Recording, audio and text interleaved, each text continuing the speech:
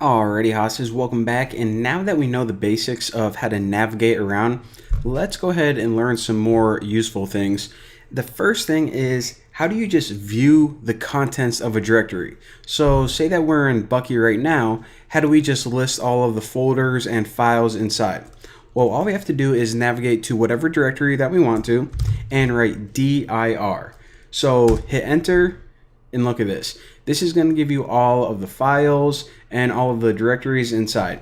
Now, if it is a file, what it's going to do is it's going to list something like this. You see how it says git config 53? 53 is the size of the file, and this dir, this means that it's a directory. So you see that this one doesn't have that. That means that most of these are directories except this one right here. Let me move over to my desktop and run it again. All right. So on my desktop, I have a bunch of directories to Eric, other, Python reverse shell, videos, and I also have this file, which is a jar file, and this one is 14 million bytes. So again, at the bottom of it, after it's done listing everything, it gives you a real quick overview, one file and 7 directories inside your desktop. So let me move back, and here's another cool thing that you can do. So you know that I said that whenever you want to list the contents of a directory, what you do is you have to navigate to that directory and then write dir. Well, you don't have to navigate to it actually. So I guess that was a lie earlier when I told you that. You can actually list the contents of a directory that you are not currently in. So say that we wanted to list what's inside this slingshot folder right here.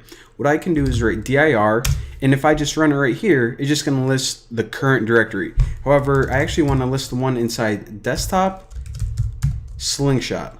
So this isn't going to change my directory, but it's going to allow me to list what's inside that slingshot folder. Now take note of my path right here. I am still in the Bucky's directory right there.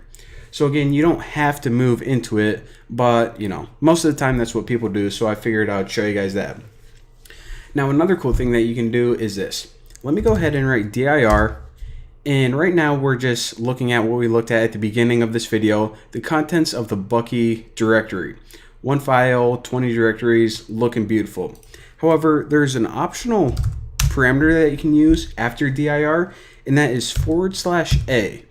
So this is going to run the same command, but it's going to show you all the hidden directories as well. So if you hit enter, holy crap, what is all this stuff? I mean, we have some stuff that we haven't seen before, app data, ntuser.dat, all of these extra files that are just popping up. Well, what that /a does, dir/a, now that includes all of the hidden directories and files as well.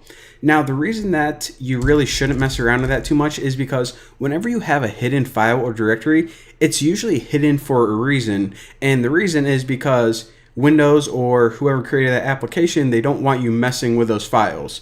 So that's why most of the time it's a good idea to just ignore hidden files. The one exception is, I guess, if you think there might be a virus or something on your computer and you want to snoop around for hidden files, or just you're interested and you want to check them out, then make sure to do the /a to view all files plus your hidden ones as well.